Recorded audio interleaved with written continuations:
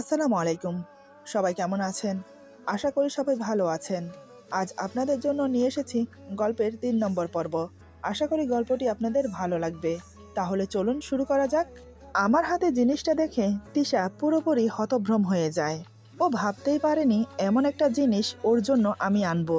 তিশা একবার আমার দিকে আরেকবার জিনিসটার দিকে তাকাচ্ছে। কি বলবে আমাকে কিছুই বুঝতে পারছে না। আমি বললাম, কি হয়েছে? অমন করে কি দেখছো? তিশা বলে, না মানে এটা তো মেহেদি। আমি বললাম, হ্যাঁ মেহেদি। আজ আমি তোমার হাতে মেহেদি দিয়ে দেব। তিশা একটু অবাক হয়ে আমার দিকে তাকায়। আমি বললাম, এখানে অবাক হওয়ার কি আছে? আমি কি পারি না তোমার হাতে মেহেদি লাগিয়ে দিতে? তিশা কথা না বলে চুপচাপ নিচের দিকে তাকিয়ে আছে, কেমন যেন ইতস্তত করছে। আমি বললাম, আমি কিন্তু মেহেদি লাগাতে পারি না, মানে কোনো ফুল টুল আঁকতে পারি না। সে তারপরও কোনো কথা বলছে না, চুপচাপ নিচের দিকে তাকিয়ে বসে আছে। এবার কিন্তু আমার খুব রাগ হচ্ছে। আমি বললাম, অস্বস্তি বোধ করছো কেন? আমি কিন্তু তোমার স্বামী।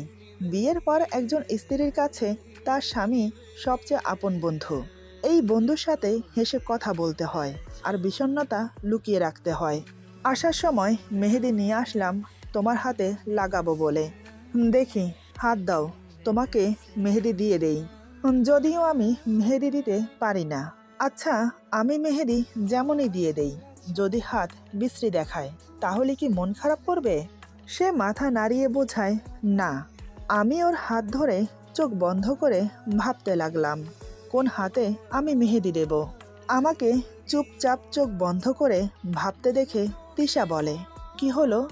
আমি বললাম, না কিছু না, আসলে আমি ভাবছি কোন হাতে মেহেদি দেব। এবার আমি ওর বাম হাত ছেড়ে দিয়ে ডান হাত ধরে আমার পায়ের উপরে রাখলাম। এরপর আমি মেহেদির টিউবটা খুলে ওর হাতে এলোমেলো করে এঁকে দিচ্ছি। মেহেদির কালার দেখে তিশা বলে, এই মেহেদির কালারটা এমন কেন? কোনো মেহেদির কালার নেই, মেহেদির কোনো গন্ধ নেই, কেমন যেন একটা পোড়া পোড়া গন্ধ। এটা কিসের মেহেদি? আমি বললাম, এটা এটা স্পেশাল মেহেদি। এটা আমি অর্ডার দিয়ে বানিয়েছি বিশেষ করে তোমার জন্য। তবে হ্যাঁ, একটু জ্বালা করবে। আর এই মেহেদির রং এত সহজে যাবে না, দেখে নিও তুমি। তিশা বলে, হুম। আমি ওকে মেহেদি দিয়ে দিচ্ছি, আর সে এই দৃশ্যটা চুপ করে তার চোখে এঁকে নিচ্ছে। এলোমেলো করে মেহেদি দেওয়ার কারণে পুরো হাতে মেহেদি লাগাতে তেমন একটা সময় লাগলো না। আমি বললাম, মেহেদি লাগানো সুন্দর হচ্ছে না, তাই না? তিশা বলে, কে বলেছে? খুব সুন্দর হয়েছে। আমি ওর চোখে তাকিয়ে একটু রাগি রাগি ভাব নিয়ে বললাম, মিথ্যে বলছো কেন? এটাকে সুন্দর বলে? তুমি দেখছি সত্যিটাই বলতে পারো না। খুব খারাপ তিশা, খুব খারাপ। আর কখনো মিথ্যে বলবে না, কেমন? আমার কথার কি প্রতি উত্তর দেবে সে বুঝতে পারে না। আমি মেহেদি লাগাতে লাগাতে বললাম, আমার কাছে কথাটা লুকিয়ে রেখেছো কেন বলো তো? তিশা এবার একটু ভ্যাবাচাকা খেয়ে যায়। তিশা আমতা আমতা করে বলে, কোন কথা? আমি মুচকি হেসে বললাম, আজ থেকে 3 দিন আগে আমি বাসায় 30 মিনিট আগে এসেছি, কিন্তু তোমাকে বাসায় দেখতে পাইনি। আমি বসে বসে তোমার জন্য অপেক্ষা করতে লাগলাম।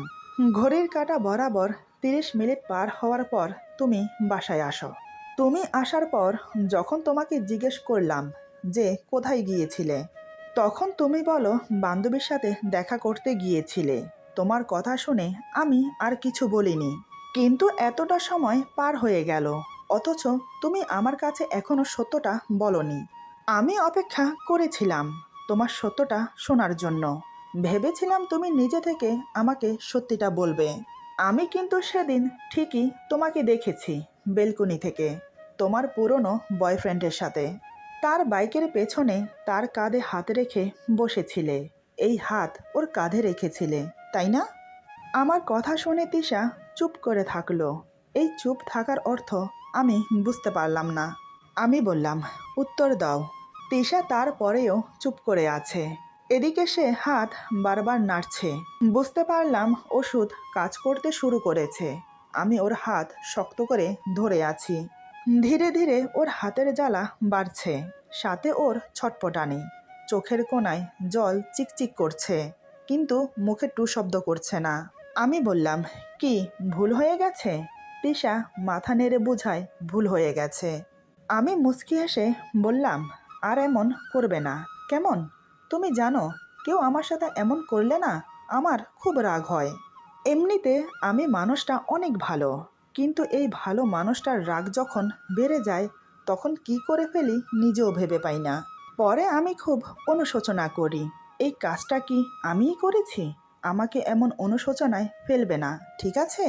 আমার কথা শুনে আর আমার মুখ দেখে তিশা ভয় পেয়ে যায়। আমি বললাম, এই দেখো, মেয়ে ভয় পেয়েছে। এদিকে হাতের জ্বালা বেড়ে দ্বিগুণ হয়ে গেছে। এতক্ষণ যাও দাঁত মুখ খিচে হজম করছিল, এখন আর পারছে না। অন্যদিকে হাতও ছাড়াতে পারছে না, কারণ আমি হাত শক্ত করে ধরে আছি।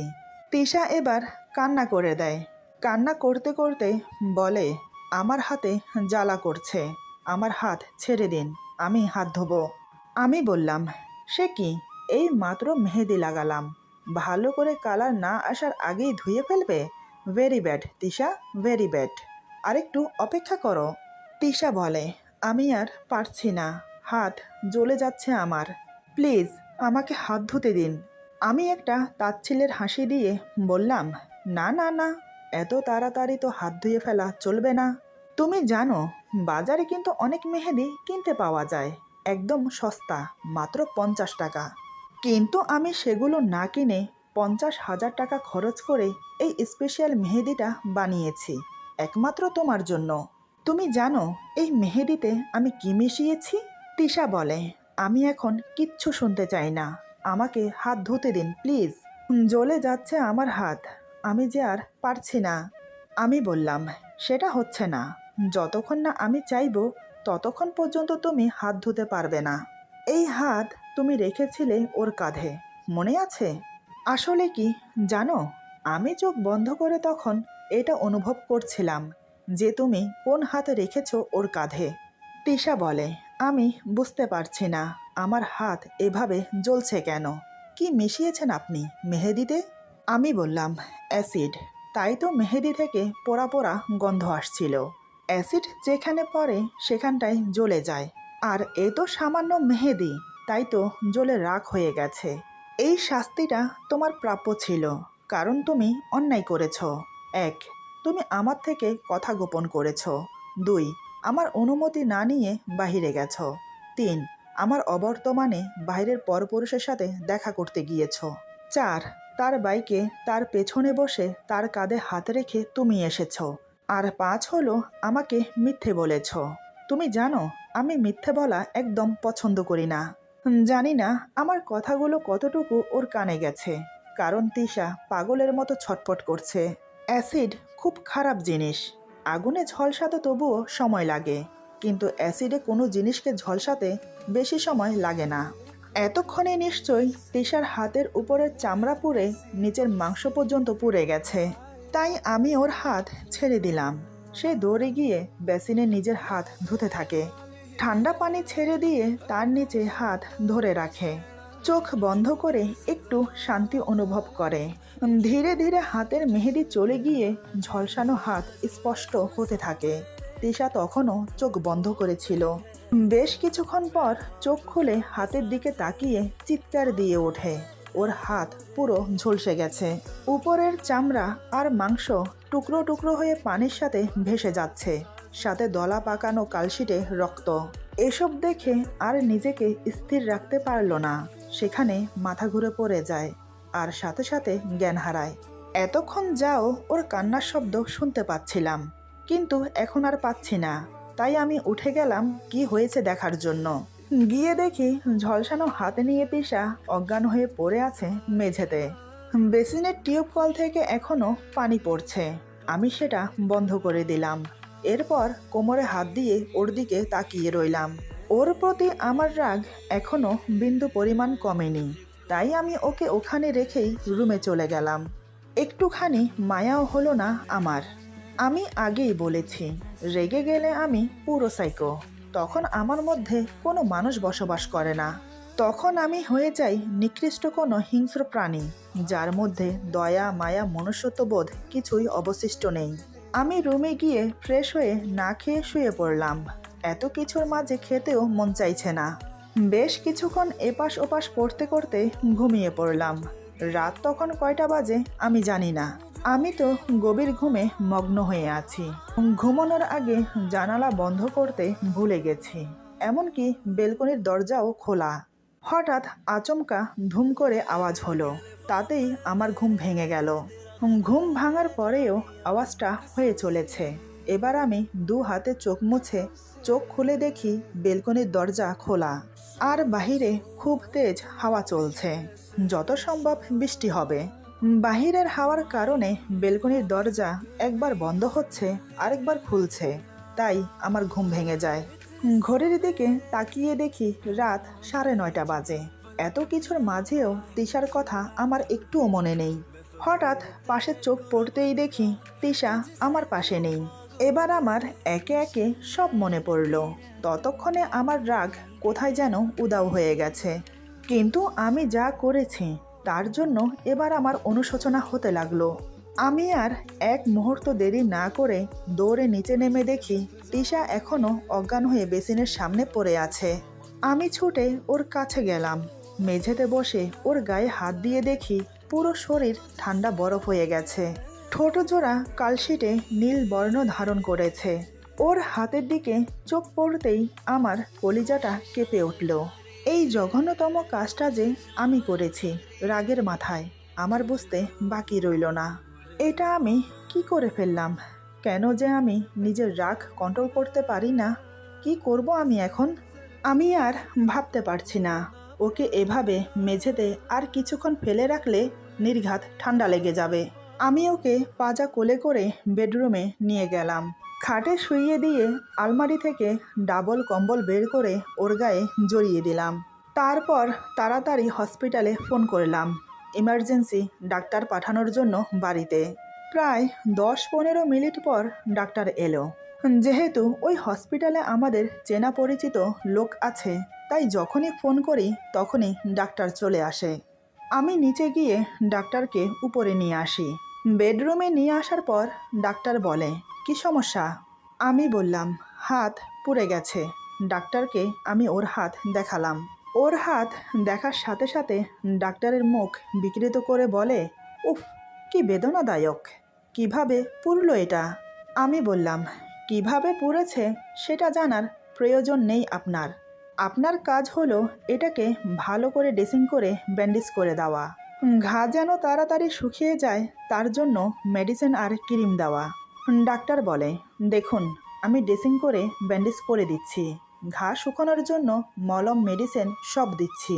কিন্তু কি জানেন, হাতের ঘা শুকিয়ে যাবে, কিন্তু এই গর্ত সহজে পূরণ হবে না। আপনি দেখতে পাচ্ছেন হাতের চামড়া মাংস পুড়ে গিয়ে হাড্ডি দেখা যাচ্ছে। আমি বললাম, আপনি কি বলতে চাইছেন? ডক্টর বলে, আমি বলছি ওনাকে হসপিটালে ভর্তি করান। আমি বললাম, সেটা পরে দেখা যাবে। আপনি এখন আপাতত ভালো করে ড্রেসিং করে ব্যান্ডেজ করে দিন, প্লিজ। আর দেরি করবেন না।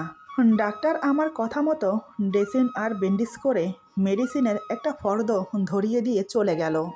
যাওয়ার সময় বলে গেল 2 দিন পর পর ড্রেসিং করে ব্যান্ডেজ করাতে হবে। ডাক্তার চলে যাওয়ার পর আমি সোজা উপরে চলে আসি। তিশার সামনে দাঁড়িয়ে ওর মুখের দিকে তাকিয়ে আছি। আজ আমি ওকে খুব কষ্ট দিয়ে ফেলেছি। বিয়ের এখনো 1 মাস হলো না, তার আগেই আমি ওকে এত বড় একটা শাস্তি দিলাম। কি করে যে আমি ওর কাছে ক্ষমা চাইব তা আমি নিজেও জানি না। আমি এবার ওর মুখের সামনে হাঁটু গেড়ে মেঝেতে বসলাম। ওর ব্যান্ডেজ করা হাত আমার হাতে নিয়ে অন্য হাতে হাত বুলাতে লাগলাম। মুখের কাছে এনে গভীরভাবে একটা চুম্বন করলাম। আচ্ছা, আজকের পর থেকে ও আমাকে কি ভাববে? নিশ্চয়ই আমাকে আজকের পর থেকে খুব ভয় পাবে। আমাকে দেখলেই ভয়ে পিছিয়ে যাবে, নাকি আমার সাথে কথা বলবে না? আচ্ছা, যদি ও আমাকে ছেড়ে চলে যায় তাহলে আমার কি হবে? না না, আমি এসব কি ভাবছি? ও আমাকে ছেড়ে যাবে না। ওর জ্ঞান ফিরলেই আমি ক্ষমা চাইব। কথাগুলো মনে মনে ভেবে আমি উঠে পড়লাম। রাত এখন 11টা বাজে। এখনও ওর জ্ঞান ফিরছে না। এবার আমি ওর পাশে শুয়ে পড়লাম। আজকে আর মাঝখানে বালিশ দেওয়া হয়নি, কারণ আজ আমি তিশাকে আমার বুকে নিয়ে ঘুমোবো। ওর শরীর যে এখনও ঠান্ডা হয়ে আছে, ওর এখন একটু উষ্ণতার দরকার। তাই আমি ওকে আমার বুকের ভেতর ভরে নিলাম। বাহিরে খুব বৃষ্টি হচ্ছে, সাথে দমকা হাওয়া, যার ফলে প্রচুর ঠান্ডা পড়ছে। তিশাকে বুকে নিয়ে আমি ওর মাথায় হাত বুলিয়ে দিতে লাগলাম। ওর মুখের দিকে অপলকহীনভাবে তাকিয়ে আছি। তিশার শরীরের মিষ্টি গন্ধটা বারবার আমার নাকে এসে লাগছে। আমাকে ওর প্রতি দুর্বল করে দেওয়ার জন্য ওর শরীরের এই মিষ্টি গন্ধটাই যথেষ্ট। আমি এবার ওকে 4 হাত পায়ে আষ্টে পিষ্টে পেঁচিয়ে জড়িয়ে ধরলাম। কপালে আলতো করে চুমু দিয়ে ওর বন্ধ করা চোখের দিকে তাকিয়ে রইলাম। আবার ওর কপালে ছোট ছোট করে আলতো করে চুমু দিলাম কয়েকটা। ওর গাল আমার গালের সাথে লাগিয়ে চেপে ধরে রাখলাম। আমি ওর কানের কাছে ফিসফিস করে বললাম, I love you Tisha, I love you so much, but I am sorry, I am really really sorry. আমাকে ক্ষমা করে দাও। আজ আমি তোমাকে অনেক কষ্ট দিয়ে ফেলেছি। রাগের মাথায় তোমাকে কষ্ট দিয়ে এখন সেই কষ্টে আমি ভুগছি। আর কখনো তোমাকে কষ্ট দেব না। তুমি শুনতে পাচ্ছ আমার কথা? আমি তোমাকে ভালোবাসি তিশা, খুব বেশি ভালোবাসি। কথাগুলো বলতে বলতে কখন যে চোখ থেকে 2 ফোঁটা জল ওর মুখের উপর পড়ল বুঝতে পারলাম না। এক সময় নানান কথা চিন্তা করতে করতে ওকে নিয়ে ঘুমিয়ে পড়লাম। সারা রাত তিশাকে আমার বুকে রেখেই ঘুমিয়েছি। ভোরের দিকে তিশার জ্ঞান ফিরে। জ্ঞান ফিরতেই দেখে আমি ওকে জড়িয়ে ধরে ঘুমোচ্ছি। তারপর হাতের দিকে তাকিয়ে দেখে ওর হাত ব্যান্ডেজ করা। এবার ওর মনে পড়ল কালকে রাতের কথা। ও তো বেসিনের কাছে অজ্ঞান হয়ে পড়ে গিয়েছিল। তাহলে বেডরুমে খাটের উপর এলো কি করে? আর আমার হাত ব্যান্ডেজ করলো কে? কথাগুলো ভেবে এবার ও আমার দিকে তাকায়। আমার দিকে তাকিয়ে থেকে মনে মনে বলে, এই লোকটাকে দেখে কেউ বলবে যে লোকটা কতটা খারাপ? সামান্য একটা বিষয় নিয়ে এত ভয়াবহ শাস্তি কেউ কাউকে দেয়? আমি তো ভাবতেই পারিনি ভালো মানুষের মুখোশের আড়ালে এত ভয়ানক একটা মুখোশ আছে। আচ্ছা, আমার এখন কি করা উচিত? এই লোকটার সাথে সংসার করা উচিত, নাকি এই লোকটাকে ছেড়ে চলে যাওয়া উচিত? আজ সামান্য একটা ভুলের জন্য এত বড় একটা শাস্তি দিল আমাকে। যদি আবার কোনো ভুল করি তাহলে কি অপেক্ষা করছে আমার জন্য? আচ্ছা, ওনার কি একটুও লজ্জা করছে না আমাকে এতটা কষ্ট দিয়ে আবার আমাকে জড়িয়ে ধরে ঘুমোতে? তিশা কথাগুলো ভেবে নিজেকে আমার থেকে ছাড়িয়ে নিল। তারপর উঠে ওয়াশরুমে গেল। এক হাত ব্যান্ডেজ করা, তাই অন্য হাত দিয়ে কোনো রকম ব্রাশ করে মুখ ধুয়ে বেরিয়ে এলো। এরপর চুপটি করে খাটের এক কোণে বসে রইল। এখনও ভোরের আলো ফোটেনি। এদিকে আমার গায়ের উপর থেকে কম্বল সরে গেছে, তাই আমি ঠান্ডায় কুকরিয়ে জড়থর হয়ে ঘুমিয়ে আছি। এটা দেখে তিশা উঠে এসে আমার গায়ে কম্বল টেনে দিল। তারপর ঠিক আগের জায়গায় গিয়ে বসে পড়ে। ওর হাত এখনও কনকন করে ব্যথা করছে, হালকা হালকা এখনও জ্বালা করছে। দেখতে দেখতে সকাল 7:30 বাজে। তিশা এবার রান্নাঘরে গেল আমার জন্য চা বানাতে। কারণ যদি সকালে চা না পেয়ে আমি আবার রেগে যাই, তাই। একটা মেয়ে তার স্বামীকে কতটা ভয় পেলে নিজের কষ্ট যন্ত্রণাকে আড়াল করে স্বামীর খেদমত করে, তা তিশাকে দেখলেই বোঝা যায়। সে যে এখন আমাকে বাঘের মতো ভয় পায়। কাল যে রূপ আমার দেখেছে, এরপর আর বুঝতে বাকি রইল না যে রেগে গেলে আমি কি কি করতে পারি। তিশা কোনো রকম চা বানিয়ে আমার জন্য নিয়ে এলো উপরে। চাটা টেবিলের উপর রেখে আমাকে ডাকলো। যদিও ওর মন চাইছে না আমার সাথে কথা বলতে, কিন্তু ওই যে ভয়, তাই সে আমাকে ডাকে। এই যে শুনছেন, সকাল হয়ে গেছে, আপনার চা নিয়ে এসেছি, উঠে পড়ুন, চা ঠান্ডা হয়ে যাবে। কয়েকবার ডাকার পর আমার ঘুম ভাঙল। আমি উঠে বসে চোখ খুলে দেখি তিশা বাঁ হাতে আমার চায়ের কাপ ধরে আছে। এবার আমার চোখ পড়ল ওর ব্যান্ডেজ করা হাতের দিকে। আমি ঝটপট উঠে দাঁড়ালাম। তারপর ওর হাত থেকে চায়ের কাপটা টেবিলে রেখে ওকে খাটে বসিয়ে দিলাম। আমি এবার মেঝেতে ওর পায়ের কাছে বসে পড়লাম। আমার এমন কাণ্ড দেখে তৃষা আবার হকচকিয়ে যায়, মনে মনে ভয়ও পাচ্ছে এটা ভেবে যে আবার কি হতে চলেছে। এদিকে আমি ওর পায়ের কাছে বসে ওর ব্যান্ডেজ করা হাতের উপর হাত রেখে হাত বুলাতে থাকি। কি বলে কথা শুরু করব আমি বুঝতে পারছি না, মাথা নিচু করে আছি অপরাধীর মতো। হঠাৎ তৃষা আমতা আমতা করে বলে, কি কি কি হয়েছে আপনার? আপনি ঠিক আছেন তো? এই কথাটা আমার জিজ্ঞেস করা উচিত ছিল ওকে, সেখানে ও আমাকে জিজ্ঞেস করছে আমার কিছু হয়েছে কি না। এবার আমি সোজা ওর চোখে চোখ রাখলাম। আমি বললাম, ভুল হয়ে গেছে আমার, আমি অনেক বড় ভুল করে ফেলেছি। রাগের মাথায় এমন একটা জঘন্য কাজ করে ফেলেছি আমি আমি আমি এখন কি বলে তোমার কাছে ক্ষমা চাইব? জানি না আমি আদতেও ক্ষমার যোগ্য কিনা। তারপরেও বলছি, I am sorry, I am really really sorry.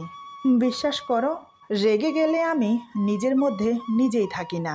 আমি তখন বুঝতেই পারি না আমি কি করছি, এটা আমার করা উচিত কি না।